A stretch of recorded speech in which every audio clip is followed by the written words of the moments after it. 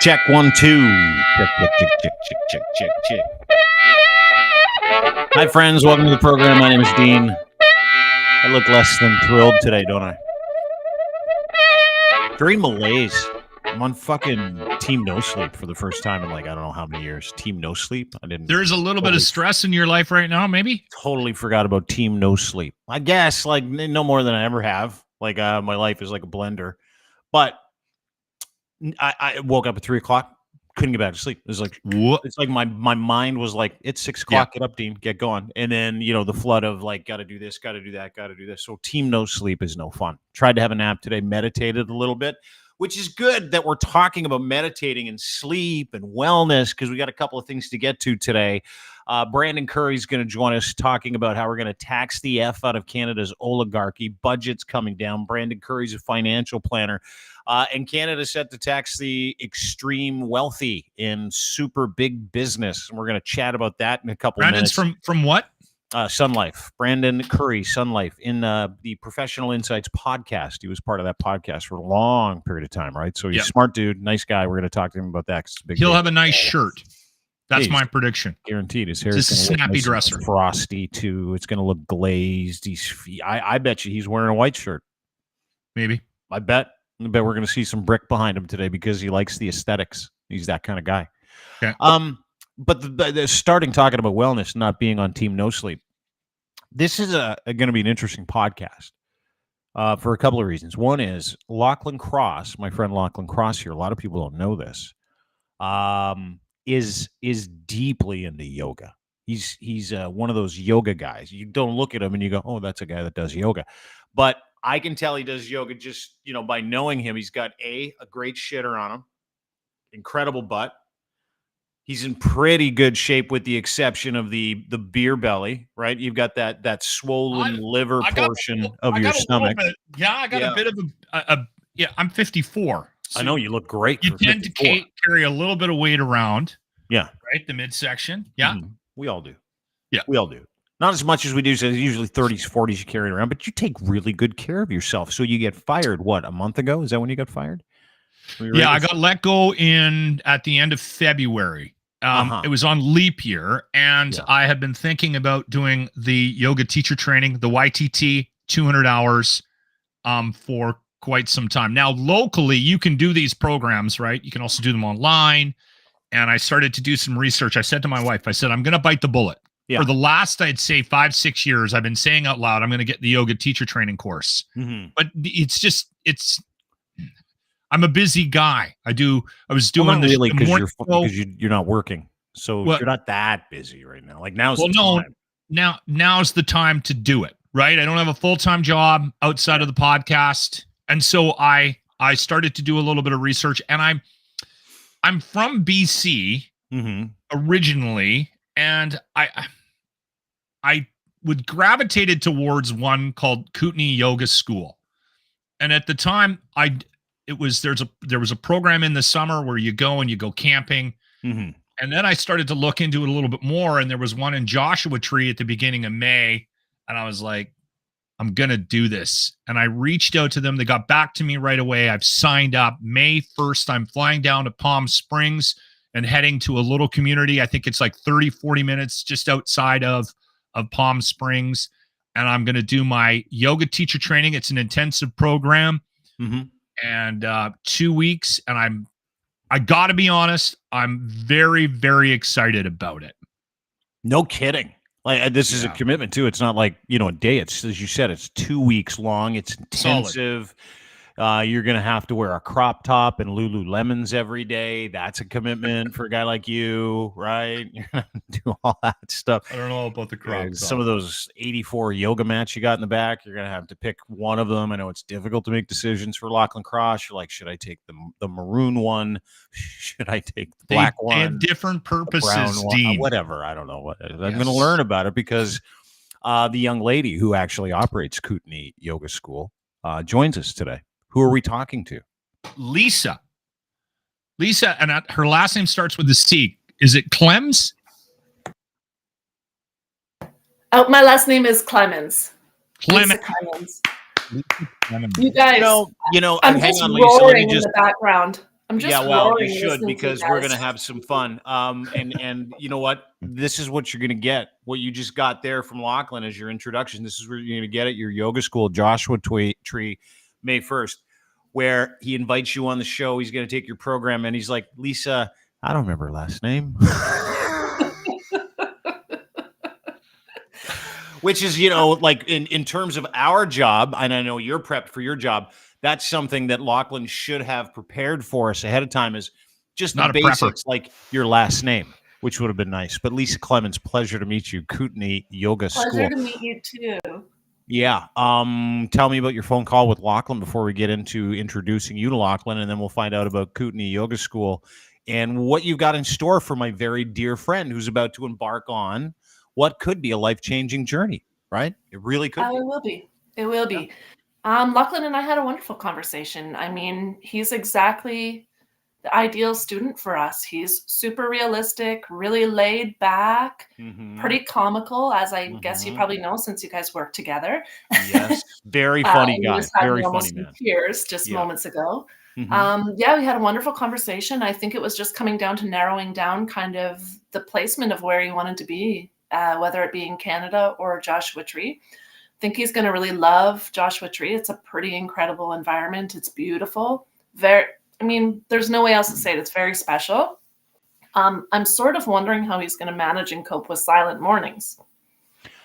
That's worth mentioning out loud.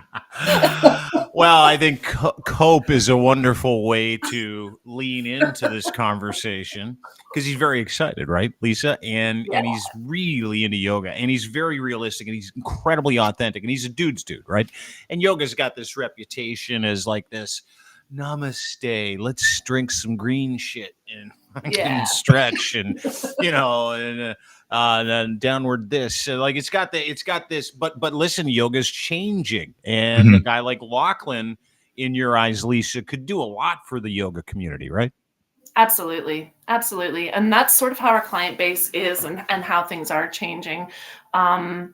We have nurses who just kind of want to keep care of their bodies physically, or kind of implement a little bit of that inside of their day-to-day job. We have social workers.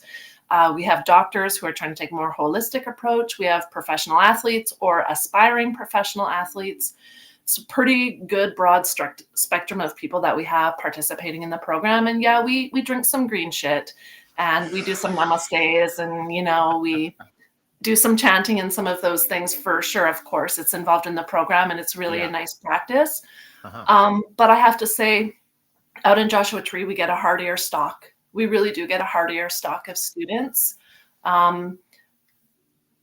Beautiful terrain, but it's the desert. It's hot, it's cold, there's prickles on everything, and sand blowing through the air at every moment. So we get a pretty down-to-earth group of students. All of our students are wonderful, fantastic, just shining stars. I really mean that. But we do get a pretty unique group of really sturdy, down-to-earth people out in Joshua Tree. It's a great program for him to participate in. The Kootany Yoga School, Lisa, started how many years ago? And the interesting thing about it's not necessarily a retreat, although some might call it a retreat. The interesting thing about what you offer is you offer destinations for the YTT. And so not just in BC around Christina Lake, but also Joshua Tree, but also Mexico. So how long have you been doing that? And how did you get to the point where you started to open up your practice and your teaching to offer these really amazing destinations? Yeah, thank you for asking. I worked in a retreat center in Mexico from approximately, I want to say 2014 to 2020. But we were primarily doing retreats. What I found about that is a retreat by kind of definition is just a holiday. It was getting very repetitive, and there was no like real focus or goal of the participants. It was a really nice time, but it became pretty monotonous. We were doing occasional teacher trainings at that retreat center, but my employer didn't really see it viable to block off the calendar for 2 weeks or sometimes 3 weeks. So we kind of walked away from that. And that's when I really recognized that having a more focused group of students that are there with a goal and kind of a like-minded either story or objective was really where we wanted to be at. So at that time, I believe it was approximately 2018, we started doing teacher trainings independently. We started by offering an off-grid program, I believe in September of 2018. That program was at the north end of Christina Lake, so completely boat access. And we had a large group of students. We were cooking over the fire, and it was kind of our introduction to kind of hosting these things completely on our own. It was kind of a family effort. And then from there, we took over a property on Isla Mujeres that can quite easily accommodate, 18 to 22 students. So that's sort of kind of been our main base where we consistently have our program twice per month all year round. But, California is a really interesting spot, and it's pretty inspiring for my son. He really enjoys being out there. So we branched out in that direction as well. And I have to say, I think my entire family is most comfortable out there. It's just a really great spot to be and live, and kind of a welcoming community. It's just a great spot to be. So that's sort of how we got started and where we're currently located. That's awesome. Destination yoga teacher training. Go ahead, Locke. You're going to say something. I was going to say that when I went to the webpage, I knew about the BC yoga teacher training program, right? And I knew that was something that you guys did. I opened up the webpage and I immediately was drawn to the Joshua Tree program. And then I was wildly excited because it was within a very short period of time. It was in May, and there was openings, and I started sending you notes right away and annoying you for about a week. You know what? The thing that I think is interesting about yoga for me is, again, there's this perception that it is.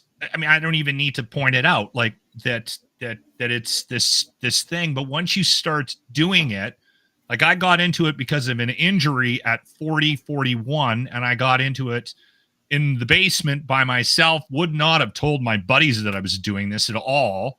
And then I went to a studio after a couple of years, and I'd say after going to the studio for 2 or 3 years, started to get very serious about it. And now there was actually a period of time too where I did yoga every day for well over a year. And then I remember saying at one point along that path that this is something I'm going to do for the rest of my life. And when you start to explore it a bit more, I think that the community is changing. I think the perceptions that those walls are coming down a little bit. And I think what people think it is, it isn't. And is that fair to say, Lisa, that you're seeing a more, I mean, you obviously alluded to it, but have you noticed that the diversity of the people getting involved in the YTT thing is something that you have noticed over time? Absolutely. 100%. When we first got started in doing this, I would say our demographic was 21-year-old females to 28-year-old females, with a few women who... That's why I thought Lochlin was going in the first place. Was that demographic? And it's changed now. I mean, the age group, we're having students as young as 17 years old coming directly out of high school, participating in the program pretty frequently. We're having a lot of people in retirement that are taking the program. Pretty much everybody's doing yoga these days in some capacity or another. I mean, if you even just kind of step back from it and just imagine all of the workers, my brother runs large crews in the oil fields and large job sites. They're starting their day with a 30-minute stretching session. They're not calling it yoga, and they're not getting down on a mat, but essentially what they're doing is it's very close to a standard yoga practice. And a lot of the school systems are starting the day with yoga. We have significantly more men that are participating in the programs. The communities that are participating in the programs are changing a lot too. Used to be pretty predictable where people were from, and now it's like it never ceases to amaze me when we enter the WhatsApp phone numbers into the group chat where people are coming from. It's amazing. Yeah, the demographics are changing for sure. And the funny part is that I don't know if people know this. It's a very serious life hack, gentlemen, ladies. Doesn't matter who you are. There might not be a better hangover cure than hot yoga. And I'm telling you that right now. I can speak from experience. Like 7 years ago, my humdinger hangovers, I would just beetle my way down to Moksha Yoga, and I would get in the old hot yoga studio, and the thing would be going on. And the guy would come around and he'd lean down and start pushing. And he goes, "Do you have a couple of drinks last night?" I'm like, I did.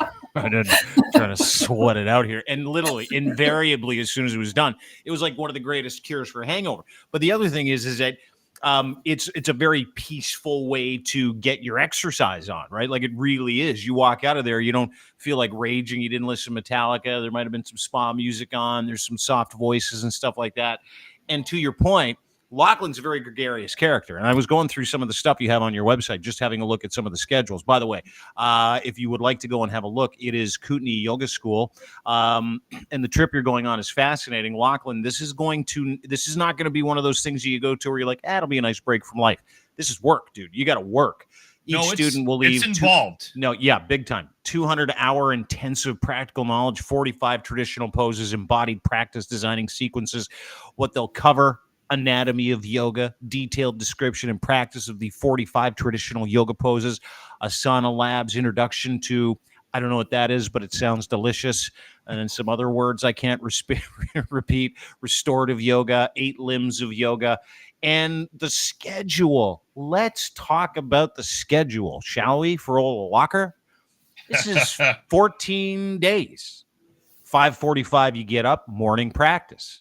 7:30 a.m. to 8, breakfast. Then you got a morning seminar at 8 to 10. And these are places you have to be. And if I know Lochlin, old Locker doesn't like being told what to do. So schedules to him are just like a massive killjoy. 10 to 12, independent study. I'm 12 buying to 12:30, in, I'm going to buy in. I'm going to let go. 12:30 to 2, inside afternoon seminar. And then you've got anatomy class, which sounds fun, from 2 to 4. Free time, 1 hour. That's what I'm worried about. 4 to 5, 5 p.m. to 6:30, evening practice, 6:30 to 7:30, dinner, evening sunset session at 7:30. Now, Lisa. Yeah. Knowing what you know cursory about my friend Lochlin Cross, how do people like him traditionally do with schedules like that in a pure plant? Look at your face, Lisa. Jesus. No, because I'm thinking that he's probably going to be one of these team leaders who just approaches everything with enthusiasm. Well, here we go. Thank you. Thank you, Lisa. I think he will. I'm totally. I'll tell you where I'm going to struggle. I like her. She's good. I like Lisa. She's smart. I love Lisa. Yeah. Okay. I was sold the minute I got her on the phone and we started chatting, because she's very real, and I'm very real. I'm very authentic. And this is, again, no one's more surprised that I'm doing this than the people that are closest to me, like Dean. And I will say this: I'm going to have no problem with the asana. Like the physical practice is going to be fine. I'm going to be able to do that. Where I need to let go, and the stumbling block I'm going to have, and this is why I wanted to do this, because this is the next step in my yoga adventure. Is it human interaction? It's the mindfulness. It's the meditation side of things. Okay. I have a stumbling block there. Okay. Yeah. The prana, I can get the breathing. I understand that, and I understand why it's so powerful. I haven't been able to get there yet. When people talk about meditation and they talk about how to get to a point of meditation, I understand it. It sounds good on paper. This does not allow me to get there. So this, I'm hoping, this 200 hours in the desert in Joshua Tree to learn how to concentrate. That evolution for me. Yeah, I mean, it's the perfect background for implementing that in your day-to-day life and learning and understanding that. I don't think that there's anywhere I've ever been in the world that is as quiet and peaceful and uninterrupted as Joshua Tree. It actually takes me several days just to settle down and get into a sleep pattern, because Like I live in Mexico. If it's quiet, someone got shot. So it's a little different to get used to this level of peace and quiet and tranquility. Your teacher, Sarah Martiniak, is a fabulous guide when it comes to like working the breath work and understanding how it feels in your body, recognizing how it feels in your body, which is kind of like the first step around getting yourself to these relaxed states. I would say it's going to be interesting because you're probably going to be coming out of your comfort zone in several areas that you might not even be thinking about yet. Just as an example, they do an ecstatic dance party in the night. So, this is going to be hard for me. Exactly. You're out in the desert, no alcohol, and, dancing around. Okay, hold it. I got to stop you. Okay. Okay, we're going to deal with this right now. I do like my beers. Can I pack some in? No, wait. Let me ask you a couple questions Meet here. me in my bodega. The dance party, is it mandatory? Please say yes. We don't usually have people out of it. It's kind of cool. There you go. Don't be a weasel. She'll call you a weasel if you weasel out of it. So you're doing a sweet. What's that? If you can bring sort of like a fluorescent outfit for that activity. Oh, that's all. I'll dig that out, Lisa. Yeah, bring some glow sticks. Can you bring glow That's sticks? right. That's right. It's a plant-based rave. You're going to have a great time, dude. Seriously. Okay, so plant-based. That's the rave, other thing. So no, I'm not done. I got to ask diet. you a question. The vegan diet. We're going to get to that in just a second. Yeah. But the no alcohol thing, let's stay on that. Let's not go plant-based yet, Lochlin. We got to stay on task, okay? There'll be people sneaking booze in. The alcohol bit. Now, Lochlin has had 2 to 6 beer a day since he was 13. Come on. So, I need to know, is he allowed to have alcohol in his tent or yurt or whatever he's staying in? Yes or no? Lisa. Oh, you guys are there. Okay, good. Is he allowed to have alcohol in his yurt? Yes or no? Yurt. Well, look, we would love to be just snapping beers in the back forest at every moment. But the problem is this. Yoga Alliance has a hard and fast rule against alcohol in the program. All right. You get to dry out for 2 weeks. Your boy Dino, who's dried out for 7 years, has some great words of advice for you, even though I did have an old-fashioned last week, and it was delicious. Let me tell you something, Lochlin. This is going to be excellent for you. That mindfulness piece that you're talking about, the reason why that brain doesn't work, it's swimming around in Bud Light. And you're going to get 2 weeks off, and you're going to get to sit there, and Lisa and her friends are going to teach you how to be mindful. And by the end of those 2 weeks, you're going to come back and go, Bud Light? No, thank you. Kombucha? Yes, please. That's what's going to happen. Good for you, Lisa. You stick to your guns. You don't let that guy bring a hip flask in. You let him, you make sure that he pays attention. Look at his face. Look at his face. He's already thinking that he's not going to share the Uber. He's already thinking he's going to rent a car and load the back of it up with beers and just like park behind his accommodation. That's actually, don't give me any ideas, Lisa. Look at this. I will be working it. What's included for tonight's accommodations? Meals, manual. Students will be provided 3 plant-based meals per day. Here we go, Locke. There's manual, 200-hour certification. Absolutely beautiful. Food I'm not worried about. What's not included? Transportation. I'm not worried about the food. Although I may sneak some beef jerky down. Yeah, alcohol. So good for you, Lisa. Stick to it. That's all I'm saying. I was actually going to ask you if you're going to be bringing a large supply of beef jerky. Yes, I'll probably slip some beef jerky down into the backpack with me. That's totally fine. People do that. And you know what? Yoga Alliance asks for us to provide a vegan or vegetarian diet. So we're still serving eggs and things in the morning. Yeah. And sometimes we have cheeses and things like that if we don't have people with 100,000 dietary restrictions, which we usually do. Okay. Yeah. Okay. But we've had students before that they just really can't hang with the vegan diet in 100% situation. We have Uber Eats out there. It's not a problem for us for you to order some tacos if you need to. It's just we can't really provide that. It's kind of like from the mentality of like, we're not hurting any of the living creatures. We're just living in total perfect harmony for these 2 weeks. So I love it. I have another question. Tell me. If you were to if somebody was interested in getting into yoga, not even from the teaching perspective, what is it about?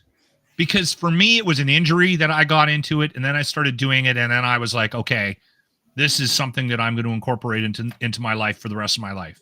But if somebody, because I get people asking me all the time, how do you get people interested in yoga? Like if they just come to you and say, "Oh, Lisa, you teach this, you teach people to teach it."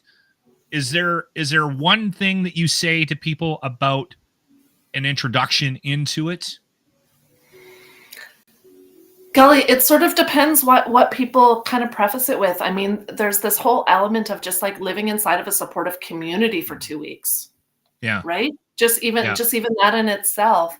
A lot of people are craving that. Other people, they've dabbled with yoga. A lot of people got into yoga during COVID and sort of want to deepen their practice. We have a pretty even balance of people who might like to teach and others who just want to deepen their practice. And it's all cool, and it really makes a nice, diverse environment. We have students who have like 3 months experience, and we have students who have 30 years experience. And it just sort of works. Like we just sort of do this integration process, and your teacher is a really great example of like how to hold space, bring people together in a really interesting way. And the support that you find is really amazing. We start our programs, when we start our programs and we open them, we introduce the Seva Angel concept. Okay. And Seva essentially means like just provide conscious acts of meditation back. And so we kind of introduce that concept and sort of secretly assign each person someone that they will be secretly looking after. This doesn't mean buying flowers or things like that, but it is an immersive program, and it can be a lot, and it's a long time to be away from home. And so people are kind of secretly on the back end looking after one another. And so that makes it pretty seamless. Like it's taken away a lot of the support that we've had to give the students because the community is looking out for one another. And that kind of I don't know, dovetails into the idea of yoga, right? That inclusiveness, the yoke. Sounds right? like you know what it sounds like to me? Sounds like you're going to get a yoga buddy that's going to do wellness checks on you when you're there too. Dude, no booze, plant-based food, and a yoga buddy to do wellness checks on you all the time. I'm in. And a neon plant-based rave. And let's be serious here. I looked at some of the pictures. You might even get to blow some balloons. Some bubbles. And if you're really lucky, you get to hang out in the hammock class. I'm so glad you guys are funny. I was like, what the hell is this interview thing going to be about? That's all it is. It's all it is. Real authentic men talking about real authentic things. Lisa, Kootany Yoga School. Lochlin is going down to do his YTP. I'm so excited. May 1st. Thank you for joining us, giving us a preview of what you're going to do Lisa. with and for this man, and hopefully to this man. And as a friend of yours, Lisa, and I'm a friend of yours now, we're friends, make it specifically grueling for him if you can, please. Thank you. Should I try and get some hidden video footage of him when he's doing stupid things? Yes, you should. Of him sneaking a beer. Uber Eats a couple of hot dogs at like 2:00 in the morning because he's starving, but they'll bring him a margarita too. But don't say anything. That'll be your boy Lochlin. Lisa, thank you. It was great to meet you. Looking forward to it, Lochlin. Nice to meet you both. Thank you, Lisa. This was awesome. Yeah, really Lisa. appreciate it.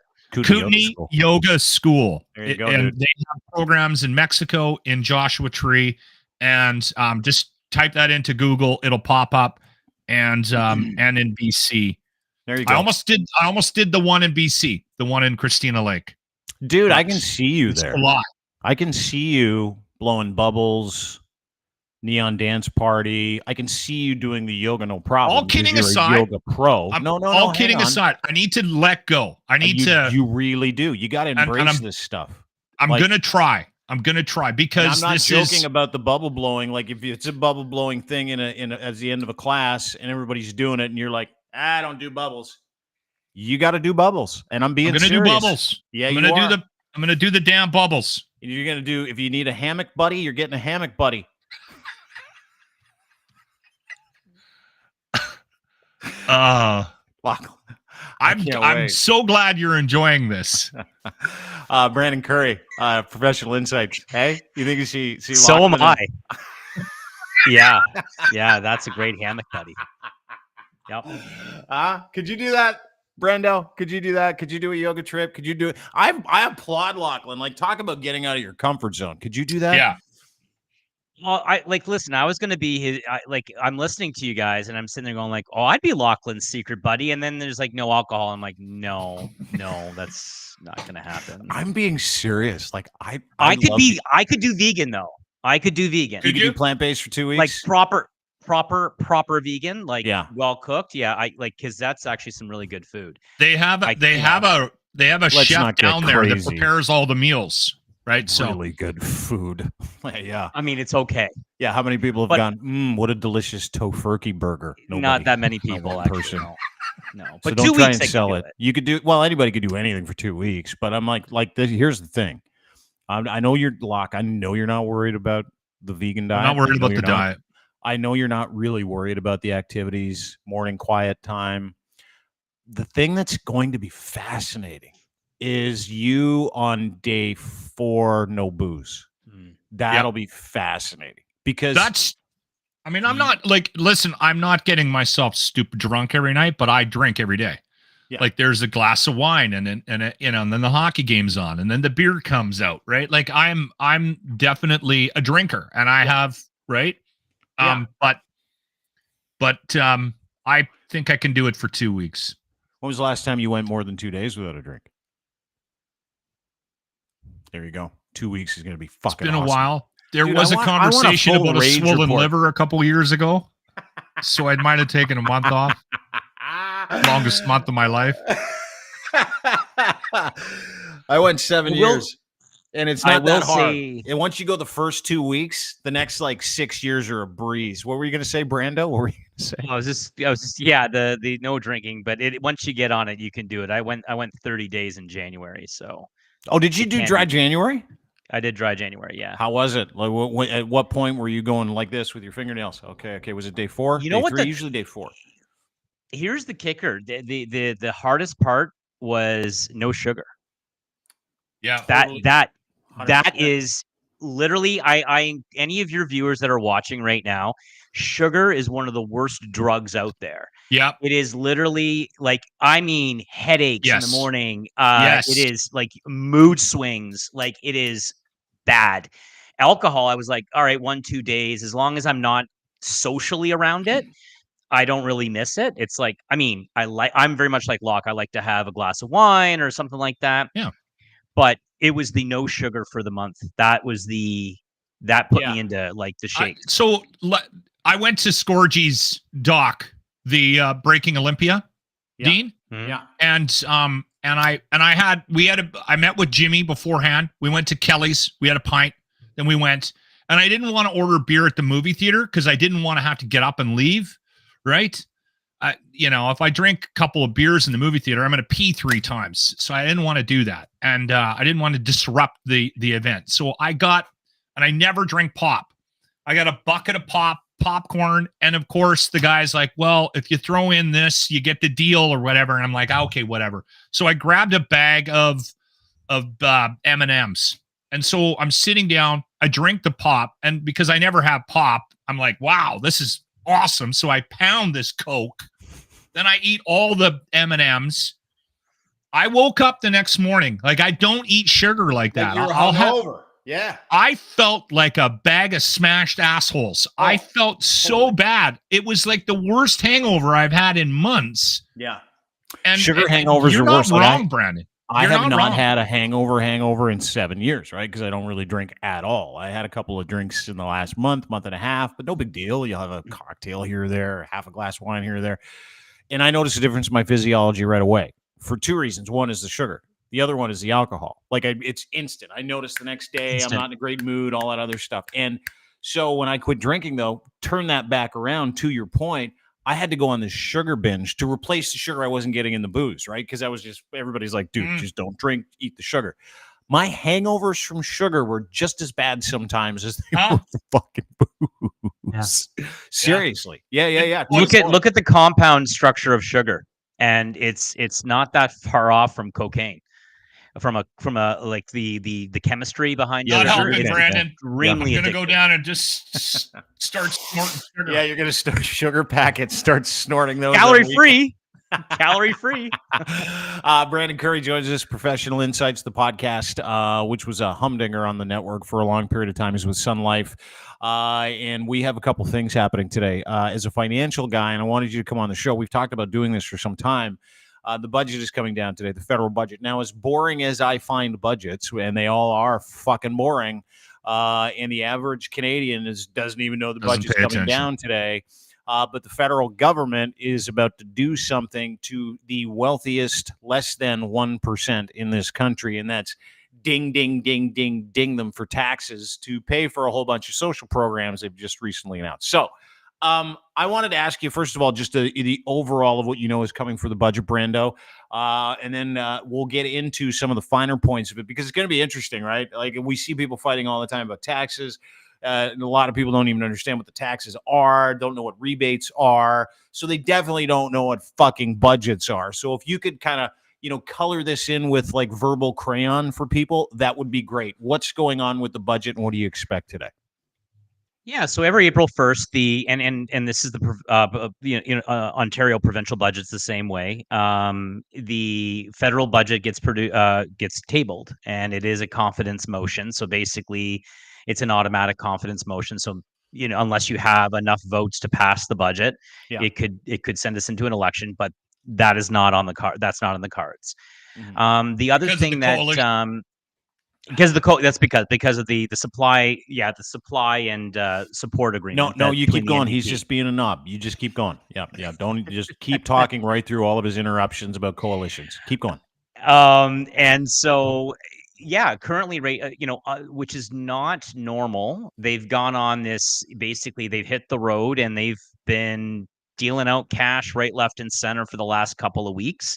I think the total, is around 37 billion already announced. Now, it is over a couple of years. How long that is, we don't know.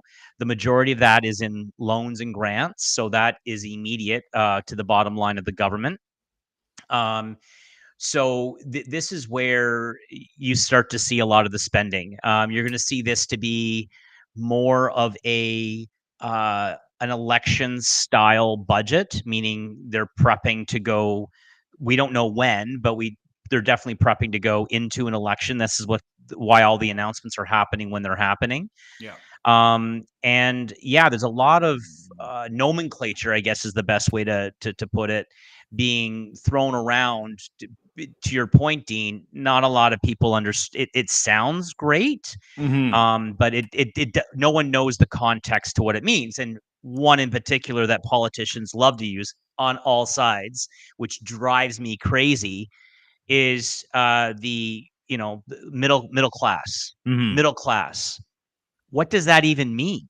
Yeah, what's that range? It doesn't. It means nothing from an economic definition perspective. Because isn't that what they said to Brando? They were like, "Hey, look, we're not going to touch the middle class." That's right. And then they say these words, right? Nomenclature, great phrase, great word to describe what we're talking about here, which is just this generic wording to say we're not going to touch the middle class. But what is that range? Where does it start? Where does it end? That kind of stuff, because at the top end of that range, you get out of middle class, you get to the richest 1% of the country. This budget has a penalty for being incredibly successful, or at the very least, a total fucking greedy corporate criminal, right? Yeah, I mean, we don't really know yet what that looks like, right? I mean, are we going after corporations when they say there's a lot of people, theorizing what's going to happen? Are they going to increase taxes on corporations? All right, well, the vast majority of corporations in Canada are under 100 employees, and they're small to medium enterprises.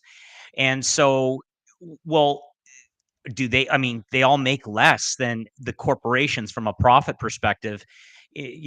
they all get less than $500,000 a year from a profit perspective. Yeah. But over that, that's when you get into your massive corporations, your big blue chips. So which segment of the tax is increasing if they go after that? What size of corporations are they going after? They've talked about an excess profit tax. Specifically, it's been banted around groceries. Now, this has been speculated, just so we all know. Well, what does that look like? What does excessive profits mean? Mm-hmm. Are you going to put context to that and use profit margins? Meaning, if in 2019 you had a 5% gross profit margin, and in 2023, or because we're just filing our 2023 taxes, and in 2023 you end up getting a 6% profit margin. Mm-hmm. Does that 1% then is that considered excess? Like, we don't know those answers. So a lot of words being thrown around with not a lot of detail. It sounds really good. But what does that even mean? I mean, the top 1% in 2022, I think it was over $500,000 a year. Yeah, top 1% make more than $500,000 a year, and then there's this super small majority of that 1% that makes over $1 million a year. I don't know what that tax rate's going to be. We're going to find that out today, and I just want to give a little backstory to what you're saying here. This is from CBC. The federal budget will include a tax increase on the richest Canadians, sources tell Radio Canada. It's not exactly clear. This is the problem with this government. Always has been. They don't communicate at all. Messaging has been an issue. Yeah, for a bit. It's not clear exactly what tax measure will take, but senior Liberal sources have told Radio Canada, refused to do the French accent, by the way, Radio Canada, can't do it, that it will affect less than 1% of Canadians. So to your point, what is that? Trudeau and his ministers have been on a countrywide tour handing out these budget announcements. And to your point, those announcements added up to $38 billion in commitments over a number of years. $17 billion involved those loan-based programs. As you pointed out, $21 billion could hit the government's bottom line directly. And Chrystia Freeland has ruled out a tax on that, androgynous middle class, saying, quote, "We remain absolutely committed to being there for the hardworking middle-class Canadians and won't raise taxes on them.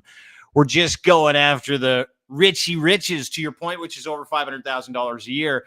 When you talk, you've got high net worth clients, right? You've got some people that, as a financial advisor, and how do you look at it as a financial person? Like, because there's going to be a couple different arguments that go around, and you're going to see a big PR push from the wealthiest portions of this country who really do command most of the industry, including media. And they're going to be saying this is bad for everybody because it's just specifically bad for them, right? But it is. I mean, you can look at it one of two ways. You got to pay your fair share. Everybody knows rich people traditionally are really good at hiding where their tax money goes and being able to take advantage of all of those loopholes. But then there's the other case, which is like, hey, listen, these guys are incredibly successful. They've been being able to surround themselves with the proper help based on merit. Most of these people that are uber wealthy probably don't want to, support the victim class in this country, Brando. So how do you look at it, and how do some of your clients look at the possibility of a wealth tax or an excess profit tax in this country? Well, I'm sure if you talk to the average, like the vast majority of my clients, I mean, you're basically, they just wouldn't even pay attention to it, right? They'd be just like, oh, okay, well, it doesn't apply to me, right? But in Canada, what really I guess irritates me is because we're so heavily influenced by the U.S. Mm-hmm. and the taxes and the rules in the U.S. are way different especially when it comes to trusts. Mm-hmm. And trust fund inheritances and how that all works. It is incredibly hard to make over $500,000 a year in this country.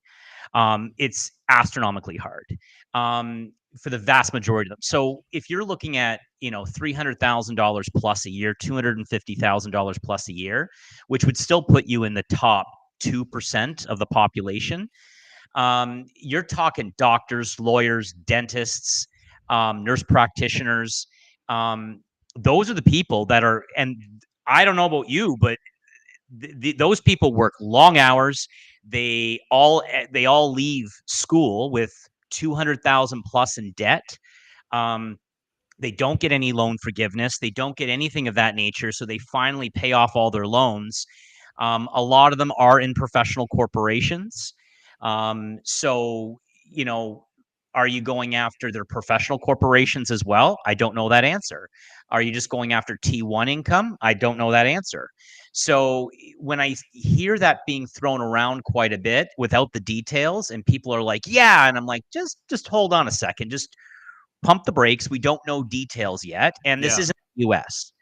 So we have a lot of programs and taxes already in place.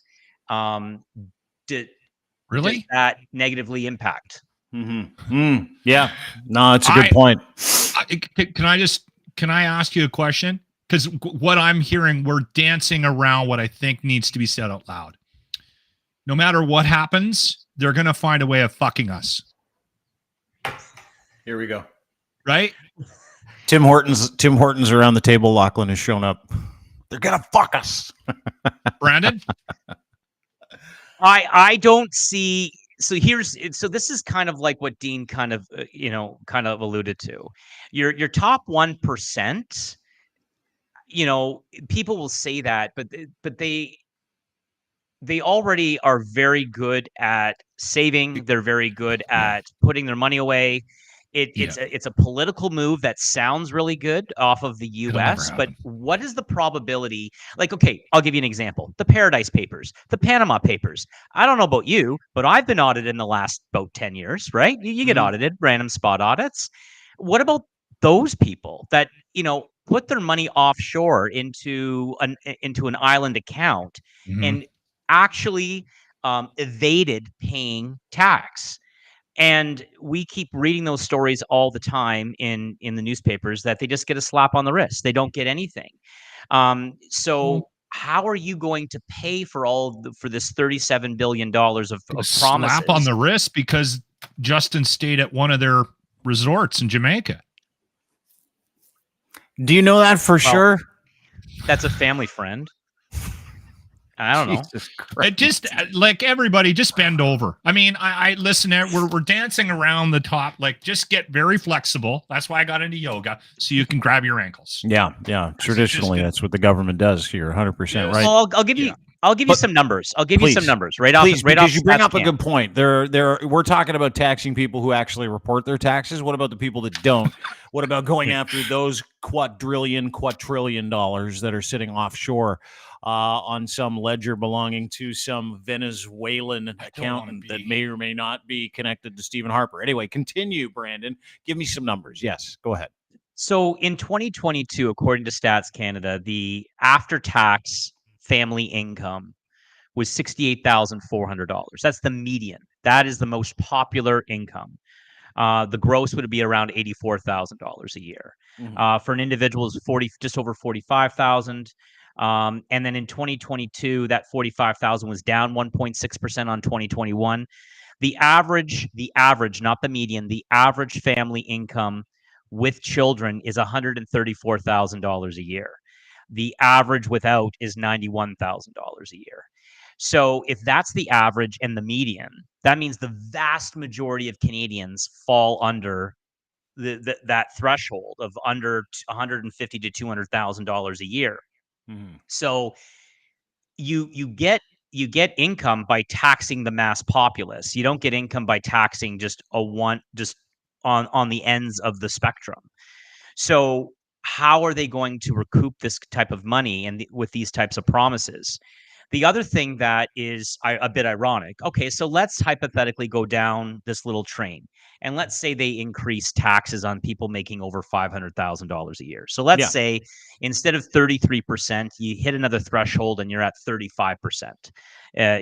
Which is 33% is over $246,000 a year is 33%. So what does that mean? Okay, so you then go up to 35%, an extra 2% a year. Yeah. The vast majority of those people would be like, all right, whatever, I'll just figure something out and we'll go see an accountant and we'll figure it out. Or it doesn't really affect them that all anyway. All right, well, $37 billion of spending in deficit, we already know is inflationary. We already know that. That's inflationary. Here's the irony. Inflation negatively impacts the low to the low income. Mm-hmm. So let me give you an example. I actually nerded out. I am not in your top 1%. I would probably fall in the 10% of the category based on 2022. Way to undersell yourself. Well, no, I'm just like, I don't financial advisor. No, but like I just want to get rid of this illusion, right? I got a family of 4, and I did the carbon tax calculation. Yeah. So on just natural gas for my house and fuel for my wife and I, we are around $1,200 a year on carbon tax expenditures. We get $1,120 back on the carbon tax. So we're not even at 2030 yet. We're already $70 negative, and I haven't factored in anything else, groceries or anything of that nature, because that's all hidden. I can't figure that out. Yeah. So if I'm feeling it, what is someone at the bottom quintile feeling? Mm-hmm. What is someone in the bottom 2 quintiles feeling? Right? The bottom 40%. Thank you for pointing that out. And they're getting crushed right now. Yeah. They can't afford a damn thing. So it's all great to say, I'm going to tax the rich. Okay, thanks, Robin Hood. But you're not effectively giving it back to the people who need it the most. So if you're going to ask me, if I were to structure a tax, I think Canada should go to a flat tax. I think there should be a royal commission. I think we need to change our tax code. But that's besides the point. If why are you're taxing 15% onto people? Hold on, I will give you the 2024 so I'm accurate.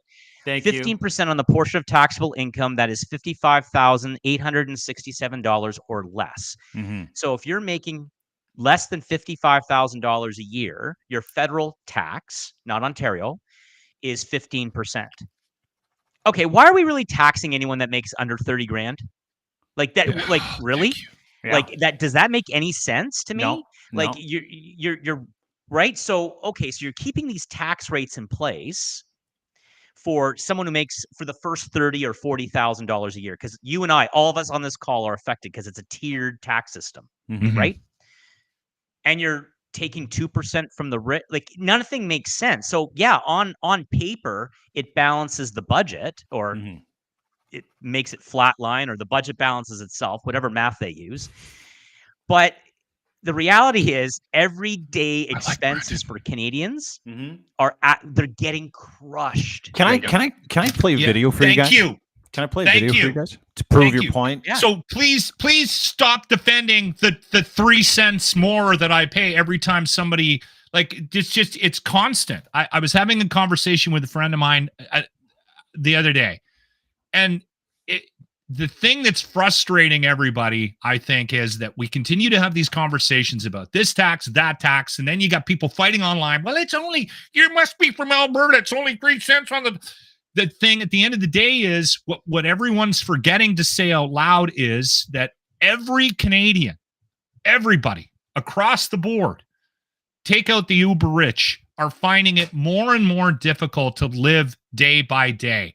That's not an exaggeration. We are all feeling the pinch, and it's a combination of things, and nobody's doing anything to alleviate that. And this $38 billion that they keep announcing, people don't sit there and go, okay, well, yeah, but he's helping that or that. No, all they hear, Brandon, and this is what we can go back to the messaging. All they hear is they're spending another $38 billion. And I'm worried every time I step up to the gas pump to fill my car, or every time I go to the till to cash in my groceries. People have stopped sitting there breaking down the math. It's just life has become harder to live. And the messaging from the Liberal government has got to change, or they're going to lose so badly in the next election. They can promise to give everybody in the country a case of beer. They're still not going to win, honestly. So let me get to this video. I like that idea. So let me get to this video proving both of your points. And thank you for that. This is a video that someone took as a Wall Street. It's a Wall Street influencer who couldn't believe the price of food at Shoppers Drug Mart. I don't know if you've seen this video. No, I haven't. To your point about downloading all of that inflationary pain onto the poorest people in every society, that's what happens, right? It always happens. Not only are Americans taking notice of how expensive Canada is, right? I took notice of how expensive Canada is. Now, if you do your grocery shopping at Shoppers Drug Mart, you're a fucking idiot, first of all, but it's usually like a last second thing, right?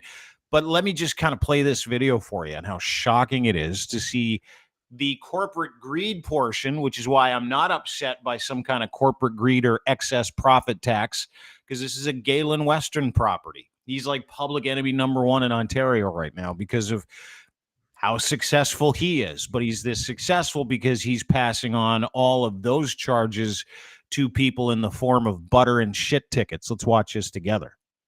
$15 for 8 rolls of toilet paper. What the fuck? $3.39 for bottles of pop. What the fuck?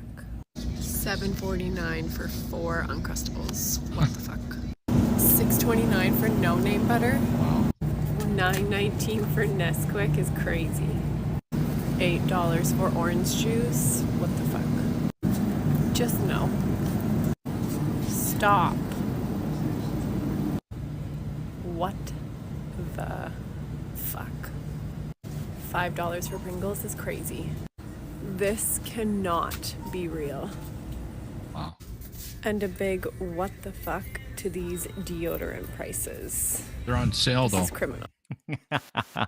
like you know, a $9 for a thing of Nesquik, right? You know, and so that in itself, you know, you tell the story about what the government does, but there's a real big portion of this, and the government's trying to do this to business that has helped do this to Canadians. And say what you like about how terrible the government is, they're all terrible.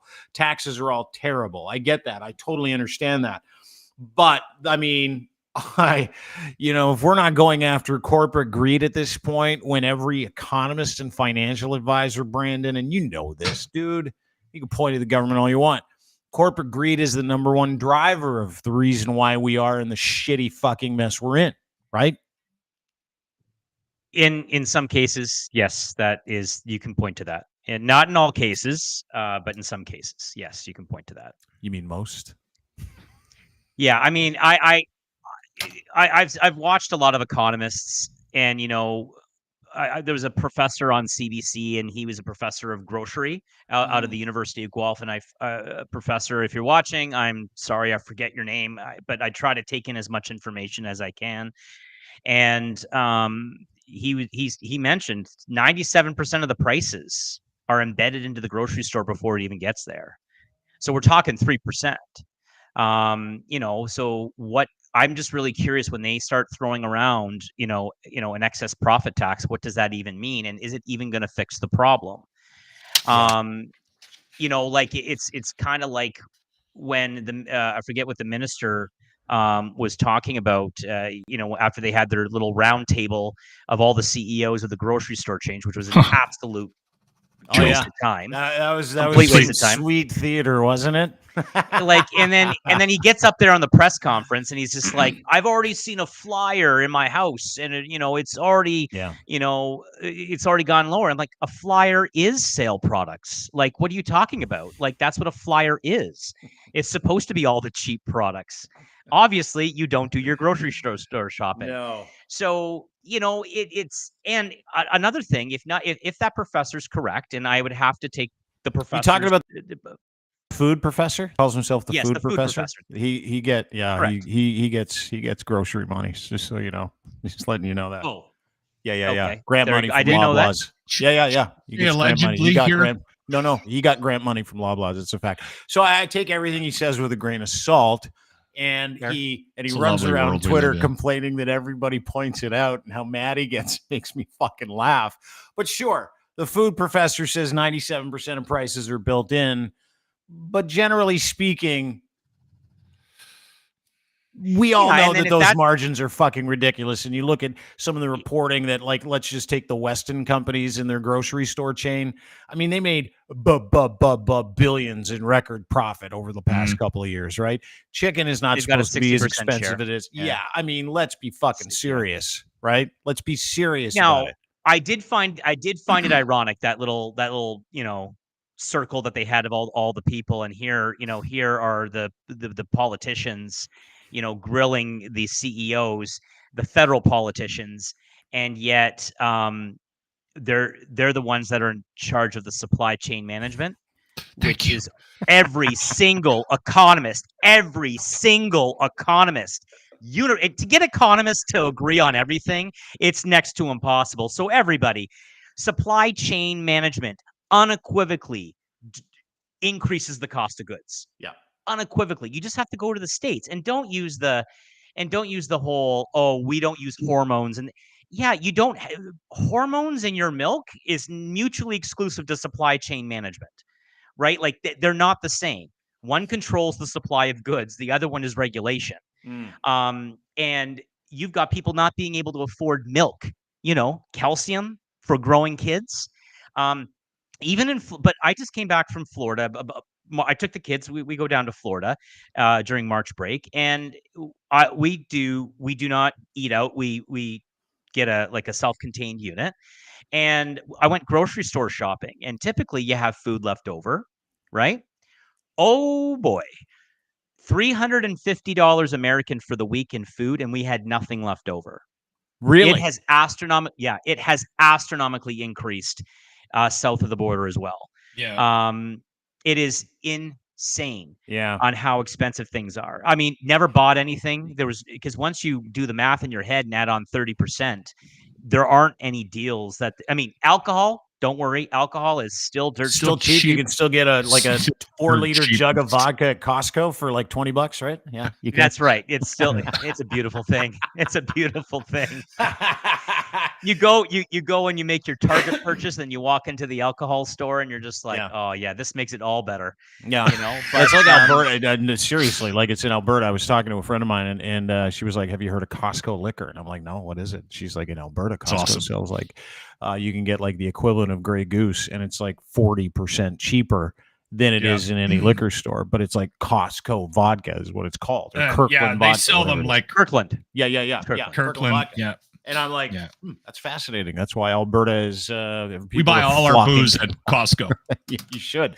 Yeah, we don't have and Costco seems to be exempt. And Costco seems to be one of those companies that's like, hey, let's keep giving the people a couple of cheap things like that rotisserie chicken. That's still the fucking best deal on chicken in the country. How about the hot dog? Good. The $1.50 hot dog with the pop. You can't beat that shit. Let's just give Costco a round of applause. Yeah. You know what, Costco? Going to Costco is like, and I've never been, but it's like going to Augusta. Yeah. Where you can still get an egg salad sandwich for $1.50. And you look at that. I looked at that menu on the weekend.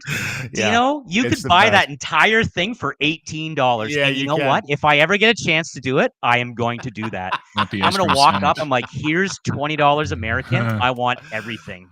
I want everything. 2 of them. I want everything. Here's 25. 2 of everything. Dude, you know what? 40? And forget about it. You can get there and you can get every single item. And meanwhile, they're giving you samples of like Cheerios and like individual yogurt in Dixie cups too. And you can keep going back for more to Costco. Costco broke them all. Some sample days are better than others too. Yeah, there are. I like the pierogi sample days are my favorite. The pierogi sample days. Who doesn't love pierogi sample days? It's like going to the fair for me. Yeah. Costco. Yeah. It's like going to the fair. They should have a ride on the roof. The Costco pizza is so good too. What? Really? The Costco pizza is awesome. They get like artisan pizza, great. Or is it like a rising crust pizza at Costco? It's like $20. It's huge. Yeah. It's massive. All right. Massive. Like it's if you have a family, I don't get the pizza because it's too much. You're eating pizza for 4 days. But if you've got like 2 kids at home or 3 kids at home, if you go to Costco and you don't get the pizza, you're missing out. Yeah.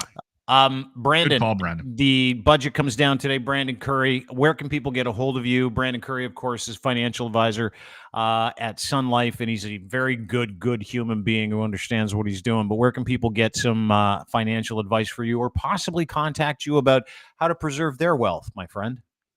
smithfinancial.ca. smithfinancial.ca. Brandon Currie. Thanks, buddy. We'll talk to you soon. Also my yoga secret buddy. Yeah, no, he's not your yes. No. You're not. You're not. You should go with him when I'm jonesing.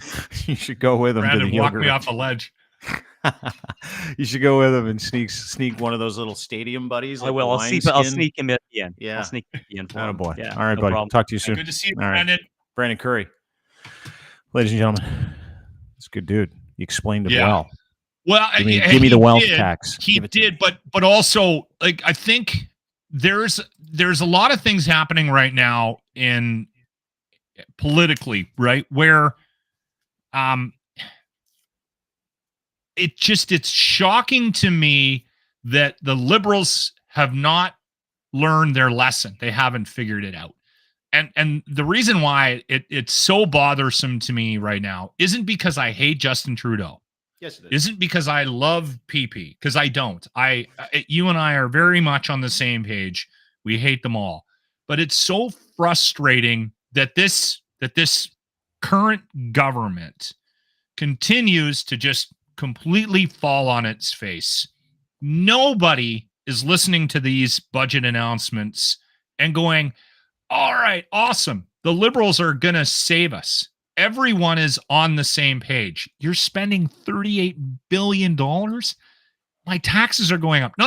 We're going to tax the rich. Okay, yeah, I guess my taxes are going up. But who are the rich going to pass that on to? That's the thing no one thinks about. Who do the rich people pass that on to? I'll tell you who Galen Weston passed it on to. Poor single moms that have to get Lunchables for their kids, and they pay $9 for a pack of 5 of them. Do you understand what I'm saying, though? Like, and I'm not saying the conservative government is going to come in and save us. Of course they won't. I'm thinking like they're going to do their own way. They're going to find new and exciting ways of screwing us. Yes. I'm just saying that you'd think that this government would have figured out that what they need to say is, we're not going to spend any more money. We're going to do everything we can right now. Screw the social programs, screw everything out. Cost of living is the biggest issue.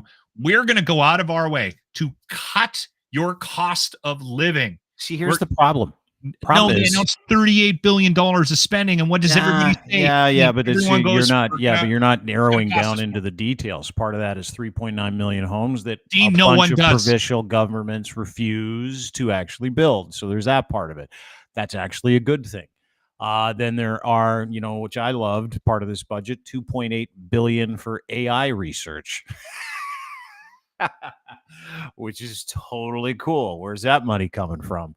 What numbers there are human aspects to affordability that are addressed, I believe, cursory in this budget, but it doesn't matter. It doesn't matter because no one's hearing that. No one's talking about even what Brandon exactly said happens and who gets penalized and how much it costs. And you got a bunch of 40 million Canadians running around hearing words like wealth tax. And you're like, okay, well, is that me because I make this much money, or is that other people? And how much is it? And here's the thing. Poor people aren't the only people that are actually leveraged to the nuts too. If you think that the last several years have been fun for people that make good money, you're crazy. They haven't. A lot of people that make good money and work really hard for it are leveraged to the dick, right? Fighting. And so, that 2-3%, if it is the wealth tax for some people and they make a certain amount of money, that could result in, and you combine interest rates that are up there too, because of the situation the world finds it's in when it comes to inflation, not just Canada, the world. Canada's the best of all G7s, needs to be said. However, there are some people who are a wealth tax 2 percentage point away from losing their houses. Yeah. Right? That won't be able to meet that nut when it comes to their interest payment because that amount actually put them underwater. So it's a tough time. And you're right. Messaging has been shit on behalf of this government, but it has been for 8-9 years. It bears to be seen. We haven't seen the budget yet, so we don't know the details. But even a guy like Brandon, who doesn't look at the numbers from 1,000 miles away and goes, wow, they're going to screw us. No, he goes, all right, what are the numbers? What am I paying in carbon tax? He doesn't I'm going to break it down. I'm going to say, okay, what is this? What is this? Da-da-da-da. I'm going to do the math. I'm going to spend some time. Why? Because I'm a smart guy and I'm in finance. What did he say? His message was, we don't really know what they're going to do. And that's why we had him on, because he could explain how to get there, but he also is just like every other Canadian, right? Where he's like, however, it's a big who knows. at the moment. Who's going to get dinged, right? And as And people that get dinged all the time, would think that the doesn't feel Liberal awesome. government would have figured out that they have to clean that up, and they've just got to simplify things. Should've just been specific, right? Just be specific. Instead, they've muddied the waters. All they're doing is just confusing everybody, and no one trusts them anymore. So even when they do say things like, we're going to tax the rich, everyone goes, no, man. Whatever. No, 78% of Canadians responded with fucking do it. So don't dude, there's something else going on. 78% said do it. How many of that 78% believe it'll actually happen? 78% of Canadians who were asked if they thought a wealth tax was a good idea answered emphatically, yes, it is. So this is a populist play for sure, right? You got a whole bunch of people underwater. 78% of the country's had a tough go. They're like, yeah, tax those fuckers. You won't find anybody that is outside of that 1%. No. Because of the way we work psychologically, who's going, oh, poor rich people. So, to your point, it fucking matters to 78% of this country that you ding guys like Galen Weston and you fucking ding them. Do we believe it's going to happen? And then you go after not only Galen's companies, you go after him. Then you go after other people who have completely taken advantage of the situation all of us find ourselves in through the sickest, worst part of our lifetime. Yeah. So 78% of Canadians are just like you and me, right? Don't tell me. And listen, I can find the other side of it for wealthy people who are underneath it too, who are like, hey, dude, everybody's gone through a tough time. Do I feel badly for them? I understand that they don't like it, but none of me feels badly for any of them. Like not one. No, I'm not saying anybody feels bad. 78% of the country, 80% of the country's with me. 80% of the country's like, yeah, let's hit them up. And I hope it happens. I want the follow-up question. What's that? The follow-up question, do you think this government will do it? Or do you think one of those rich people will invite Justin to his Cayman Islands condo? Here we go. Just for 2 weeks in the summer. Dude. Yeah, I know. I have no idea. What I can tell you is that, of course we will. What I can tell you is that before we leave today, the Donald Trump trial is continuing. I think it's a witch hunt now.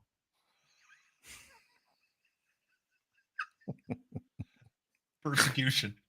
There's no way one person can be charged with all of that. The Trump-hating judge. Right. It's the Biden crime family, dude. Yeah. Too many people voted for Biden in this district. I'm not going to get a fair trial. I love it. Like, we can joke around about how shit this place is. America is the best right now. That's a dumpster fire. Donald Trump, the very first president to be on trial for any criminal proceeding, yesterday in jury selection fell asleep for, quote, 7 to 10 minutes. Is that true? Yeah, this is him. We don't have cameras in there. No cameras. He's got his suntan goggles tan on. Looks great. And they said he fell asleep. And then later on, it was announced by Maggie Haberman that they believe he, quote, passed out. His lawyers were trying to hand him notes during the thing. And he's like, he's totally out of it. I wonder if he's still on those, like, the Sudafed and the Sudafed. Oh, yeah, for sure. Dude, you think so? He's been a cooked drug addict his whole life, that guy. Anyway, jury selection continues today. And I want to point out that guy is leading in some polls, not as many anymore, obviously, because this is about the hush money trial for Stormy Daniels. And we're going to hear a lot about his penis. And Christian MAGA they don't like talking about penises and sexual orientation and porn stars. And a lot of them think he's the chosen one from God. So you're going to get all the salacious details of his mounds of pubic hair and his little mushroom cap wiener, and it's going to upset people more than any criminality or any treasonous thing he's done, which is fascinating because that's that country. But as we watch what's going on in the United States, just be happy we've got a bunch of incompetent former prep boys running this country. At least we don't have like legitimately fat Hitler who might ascend to the throne of running all of us and telling us what to do. At least we don't have that. Is Pierre Poilievre the dollar store version of that? 100%. but he's not that much of a mobbed up criminal. I mean, has he sat for his national security background check? No, but at least he's not, to my knowledge, a rapist who's in bed with like Russian money, who tried to take over the United States by force a couple of years ago. So we're okay. We just get ripped off from time to time, and it's hard to see a doctor. I wish they had cameras in there, because some of the names involved, right? Like, they're gonna have to ask David Pecker about Trump's penis. And I'm sorry, I don't know why, because you and I've talked about this before. Why am I 7? Like, I want to see the jury go, they just called David Pecker up to talk about Trump's penis. Well, here's the funny part of that is David Pecker is a witness for the government, right? And David Pecker used to own the National Enquirer, and he's purchased dozens of stories about Donald Trump, including pictures of his penis. Yeah.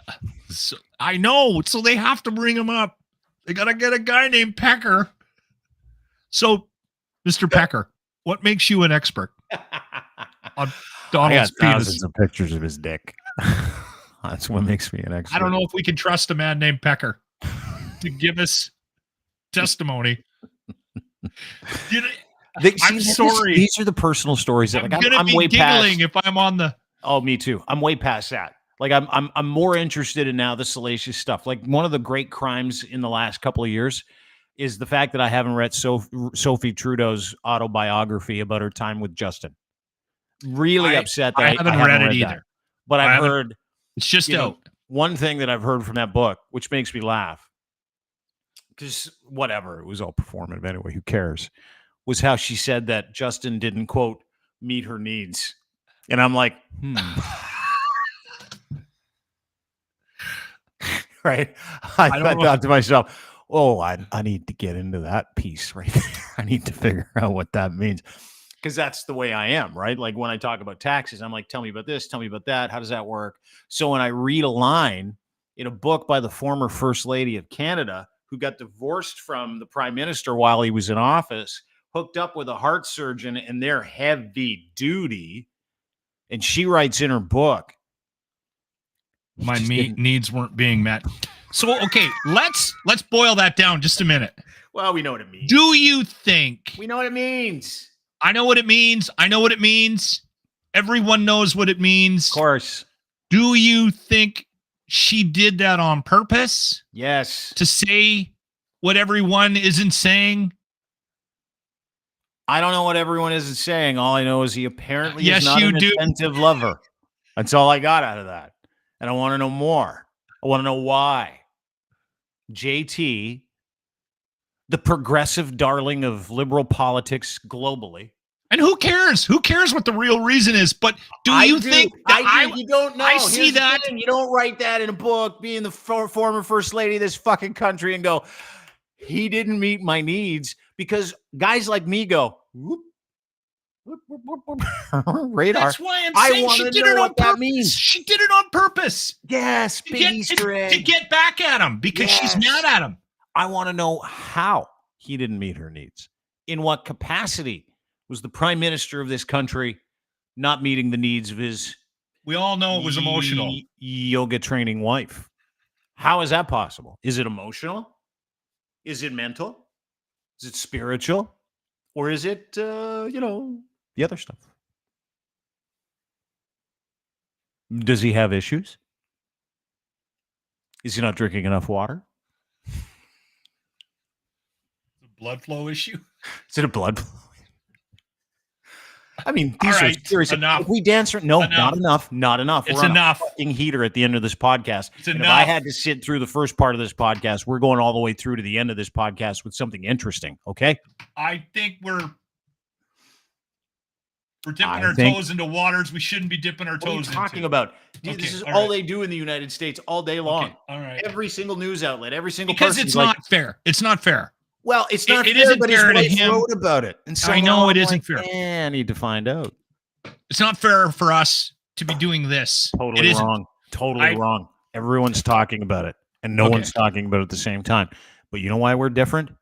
We verbalize our conversations about these things. Yeah. You're welcome, world.